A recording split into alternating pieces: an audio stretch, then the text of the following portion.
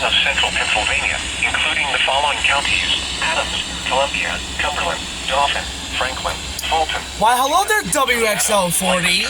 Lebanon, Mifflin, Montour. I didn't know y'all tone Cary, these. Schuylkill, Snyder, Union, and York. Hey, Pop, Until 4 a.m. Sunday. guess what? Excessive runoff may result in flooding of rivers. Apparently, State College relays and flood other watching. and flood-prone locations. Additional details: a large area of showers Yeah. and embedded thunderstorms And I'm under will it. impact the watch area this evening. Hourly rainfall rates of as much as 2 to 3 inches will pose an isolated flash flood Kentucky risk never in did it. areas where repeat rainfall develops. http://www.weather.gov/safety/ flood. You should monitor later forecasts and be alert for possible flood warnings.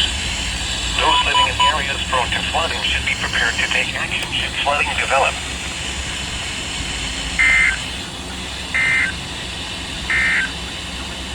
A strong thunderstorm will... Okay?